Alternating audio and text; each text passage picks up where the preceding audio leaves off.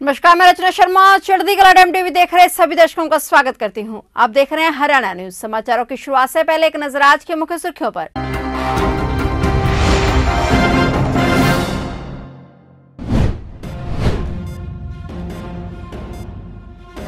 मुख्यमंत्री मनोहर लाल ने सदन में रखा शोक प्रस्ताव। सीएम ने कविता के माध्यम से दी गुरु गोविंद सिंह जी के दोनों साहिबजादों को श्रद्धांजलि।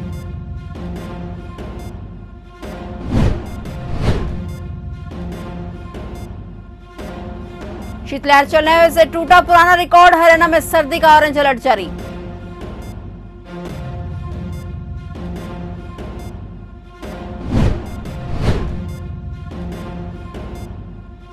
एम्बुलेंस की आड़ में तस्करी करने वाले 2 आरोपियों को पुलिस ने दबोचा। 80 किलो चूरा पोस्ट किया बरामद।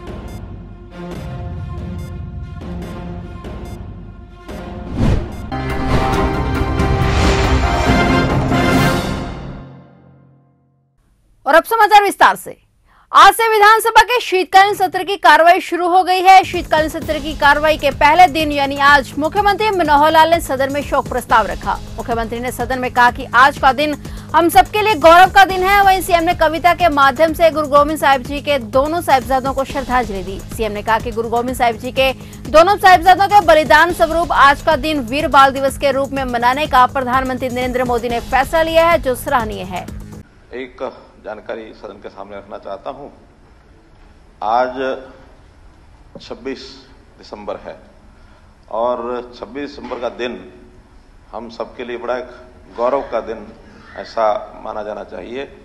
देश के प्रधानमंत्री जी ने आज के दिन को गुरु गोविंद सिंह जी के जो 2 बच्चे लड़ाई के अंदर शहीद हुए और 2 बच्चे जिंदा दीवार के अंदर भी चुने गए, तो ऐसे बच्चों के जो शहादत के दिन, 2 बच्चों का आज है, 2 का पीछे 22 तारीख को चला गया, तो आज के दिन को उनकी ही स्मृति में वीर बाल दिवस इस नाम से और ये घोषणा की है।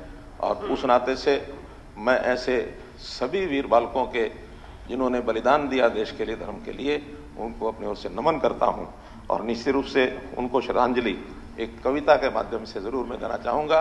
बहुत पहले ये कविता मैंने स्वयं उस समय तो याद की थी, लेकिन आज मैं उसको जरूर पढ़ के बोलूंगा ताकि उनको एक श्रद्धांजलि इस प्रकार की दी जा सके। लिखा है, गुरु गोविंद के बच्चे उम्र में थे अगर कच्चे, मगर थे सिंह के बच्चे धर्म ईमान के सच्चे। गरज कर बोल उठे थे यूं, सिंह मुंह खोल उठे थे यूं। हम झुक नहीं सकते, नहीं हम रुक नहीं सकते। कहीं पर्वत झुके भी हैं, कहीं दरिया रुके भी हैं। नहीं रुकती रवानी है, नहीं झुकती जवानी है। जोरावर जोर से बोला, फतेह सिंह शोर से बोला। रखो ईंटें भरो गारे, चुनो दीवार हत्यारे। निकलती सांस बोलेगी, हमारी लाश बोलेगी, यही दीवार बोलेगी, हजारों बार बोलेगी। हमारे देश की जय हो, हमारे धर्म की जय हो, पिता दशमेश की जय हो, श्री गुरु ग्रंथ की जय हो, भारत माता की जय। करनाल जाट धर्मशाला में एमएसओ ग्रुप द्वारा वीर श्रोमणी महाराजा सूरजमल के बलिदान दिवस पर रक्तदान शिविर का आयोजन कर श्रद्धांजलि अर्पित की गई। इस रक्तदान शिविर में युवाओं ने बढ़ चढ़कर भाग लिया। इस अवसर पर मेयर रेणु बाला गुप्ता, मुख्यमंत्री के प्रतिनिधि संजय बटला, भाजपा जिलाध्यक्ष योगेंद्र राणा, किसान मोर्चा के जिला महामंत्री विनय संधू गक्सीना ने मुख्य रूप से शिरकत की। आयोजकों द्वारा मुख्य अतिथि एवं सभी अतिथियों का स्वागत किया गया। मेयर रेणु बाला गुप्ता, भाजपा जिलाध्यक्ष योगेंद्र राणा, किसान मोर्चा के जिला महामंत्री विनय संधू ने महाराजा सूरजमल के चित्र पर पुष्प अर्पित कर नमन किया। इसके बाद अतिथियों ने रक्तदाताओं को बैच लगाकर शिविर का शुभारंभ किया। तो महाराजा सूरजमल जी के 259वें श्रद्धांजलि दिवस पर उनको कोटि कोटि नमन करता हूं, प्रणाम करता हूं और नमन करता हूं पूरे एमएसओ ग्रुप को, जिन्होंने आज पूरे सर्व समाज को इकट्ठा करके सभी को एक जो जो सर्व समाज को इकट्ठा करने का और जो एक मैसेज होता है समाज को इकट्ठा करके भाईचारे को आगे बढ़ाने का, वो मैसेज दिया है। मैं धन्यवाद करता हूं MSO ग्रुप की पूरी टीम को और जो पूरे युवा साथियों को, पूरे करनाल की और पूरे आसपास के जो मेरे युवा साथी हैं समाज के, जिन्होंने 36 बिरादरी को साथ लेने का जो प्रण लिया है और सभी को भागीदारी बना के सभी चीज़ों को दूर करके समाज की कुरीतियों को, राजनीति को सबसे परे हट के जो समाज को इकट्ठा करने का जो प्रण लिया है और समाज को मजबूत करने के लिए जो कदम उठा रहे हैं समय समय पर, मैं इनको नमन करता हूं सभी भाइयों को और इनको धन्यवाद करता हूं कि ऐसे ही भाईचारे को बना के रखें। हरियाणा समेत उत्तर भारत में सर्दी का कहर जारी है। प्रदेश में भी शीतलहर के चलते कड़ाके की ठंड पड़ रही है। सर्दी का अंदाजा इस बात से लगाया जा सकता है कि कल रविवार को हरियाणा में सर्दी ने पिछले 3 साल का रिकॉर्ड तोड़ दिया है। मौसम विभाग ने सर्दी को लेकर राज्य में ऑरेंज अलर्ट जारी किया है। माना जा रहा है कि अगले 3 से 4 दिन शीतलहर से राहत मिलने के आसार नहीं है। मौसम विभाग के अनुसार अगले 24 घंटे में हरियाणा के कुछ स्थानों पर पाला पड़ सकता है। घनी धुंध और बादलों के चलते दिन का पारा 9 डिग्री सेल्सियस तक गिर गया है। घने कोहरे और बादलों के चलते दिन में 1 से 2 घंटे की धूप निकल रही है। बता दें कि इससे पहले साल 2019 में भी अंबाला और करनाल में अधिकतम तापमान 9.1 और 9.0 दर्ज किया गया था। माना जा रहा है कि अगले 2 दिन में यह रिकॉर्ड भी टूट सकता है। इस बीच कड़ाके की ठंड के कारण फसलों पर भी असर होगा। एक तरफ जहां ठंड का मौसम गेहूं की फसल के लिए अच्छा माना जाता है, तो वहीं सरसों की फसलों में कई बीमारियां आने का खतरा बढ़ गया है।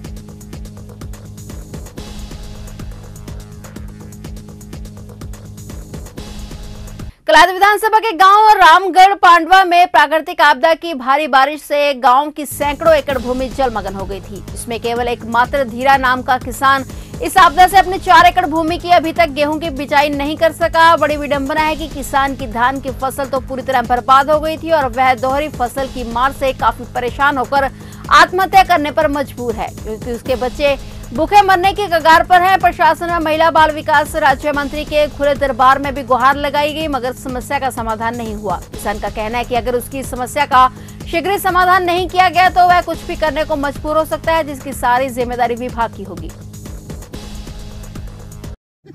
किसान के जो अपने परिवार को चलाने के लिए उसके आय का साधन होता है खेती, और जैसे कि हमारे बीरा राम है, इसकी 4 एकड़ ज़मीन का मालिक है यूँ, तो इसकी आय का साधन बिल्कुल ख़त्म हो चुका है।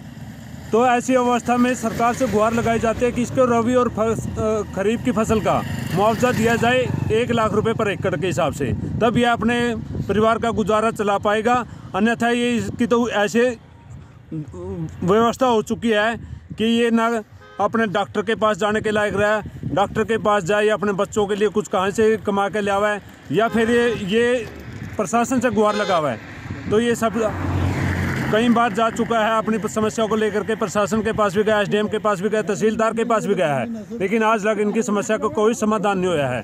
तो हम भी यही गुजारिश करते हैं प्रशासन से और यहाँ के जो हमारे तहसीलदार हैं कि इनकी मुआवजा किया जाए, इनकी इसका ज़मीन का, और इनको मुआवजा दिलवाने की गर्दौरी की जाए और इनको मुआवजा दिलवाया जाए।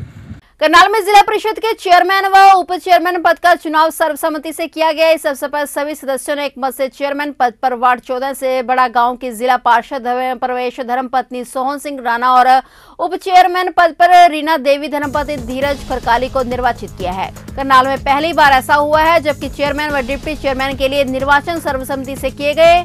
भारतीय जनता पार्टी चुनाव में अपने दोनों पार्षदों को चेयरमैन और डिप्टी चेयरमैन बनाने में सफल रही। इसमें सबसे ज्यादा रोल घरोंडा विधायक हरविंदर कल्याण व इंद्री के विधायक राम कुमार कश्यप का रहा। यह उल्लेखनीय है कि पिछले दिनों सभी जिला पार्षदों ने मुख्यमंत्री मनोहर लाल से मुलाकात की थी। मुख्यमंत्री की पहल पर सभी सदस्यों ने एक मत से मुख्यमंत्री के पसंद के उम्मीदवारों को चेयरमैन और डिप्टी चेयरमैन बनाने का निर्णय लिया। आज की बैठक में 25 पार्षद मौजूद थे। दर्ज कराई थी, उसी के अनुरूप आज जो ये फैसला हुआ है, और उसके लिए मैं इन दोनों को शुभकामनाएं, सभी पार्षदों को शुभकामनाएं अपनी तरफ से। और इनको एक जरूर कहना चाहूँगा कि सबको साथ लेकर समान विकास, जिस प्रकार से हमारी पार्टी की विचारधारा है, माननीय मुख्यमंत्री जी की जिस प्रकार से सोच है, के जितने भी 25 के 25 वार्ड हैं उनमें ये लगातार निरंतर हिस्सा लिया है। बिल्कुल 25 के 25 ने हिस्सा लिया है और सभी ने सर्वसम्मति से इसमें अपनी सहमति जताई है। इस सब के लिए भी मैं उनका आभार भी व्यक्त करता हूँ और धन्यवाद भी करता हूँ भारतीय जनता पार्टी की तरफ से कि और आगे किस प्रकार से वो अपने वार्ड की तरक्की कर सके, इसके लिए भी मैं एक बार फिर उनको बधाई दूंगा। कलायत के अति संवेदनशील गांव जुलानी खेड़ा में 8 माह से सरपंच चुनाव को लेकर धधक रही गुटिया संघर्ष की लौ को आखिरकार महापंचायत शांत करने में सफल रही। महापंचायत में मुंदार 360 ढुल, मौन, सहारन और अन्य राज्य के विभिन्न खापू पंचायतों सहित 36 बिरादरियों के प्रतिनिधि शामिल रहे। राजकीय स्कूल में आयोजित महापंचायत की अध्यक्षता बालू खाप के रामचंद्र बालू, दमतान खाप के रंगी राम व भालू खाप के प्रवक्ता प्रवीण की अहम भूमिका रही और कहा कि जो भी पक्ष आगे गलती करेगा उसे 21 लाख रुपए के जुर्माने का भुगतान करना पड़ेगा। पंचायत ने विवाद निपटाकर भविष्य के लिए अमन चैन की राहें आसान की। उन्होंने कहा कि अब महापंचायत के संदेश ने राह दिखाई है कि आपस में लड़ने की बजाय डीसी व एसपी बने। दोनों परिवारों के ऊपर दोनों ग्रुपों की जो राजनीति है उसको बैन किया गया है ताकि हमारा भाईचारा सदियों तक बना रहे। तो आम जन से अपील क्या है प्रवीण जी की आपसी सौहार्द और भाईचारा बना रहे और अमन चैन कायम रहे?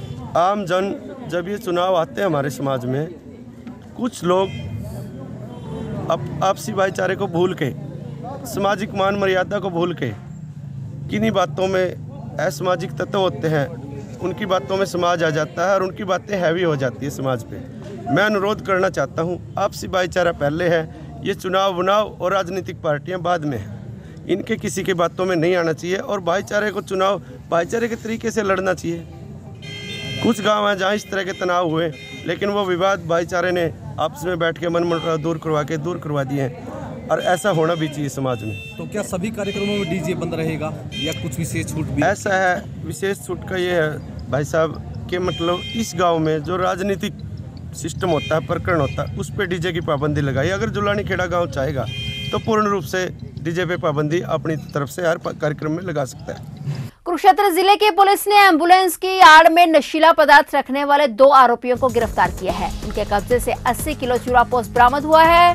पुलिस ने आरोपियों पर मुकदमा दर्ज कर उन्हें कोर्ट में पेश किया, जिसके बाद पूछताछ के लिए रिमांड पर लिया जाएगा। बता दें कि CIA-2 को गुप्त सूचना मिली कि आरोपी सोहन सिंह चूरा पोस्त बेचने का काम करता है और वह उसे बेचने के लिए नीली बत्ती वाली एम्बुलेंस से कैथल की तरफ से आएगा, जिसके CIA-2 के प्रभारी निरीक्षक प्रतीक कुमार की टीम ने आरोपियों को दबोचने में सफलता हासिल की। पुलिस ने बताया कि इस खेप को सोहन ने रमेश चंद को देना था।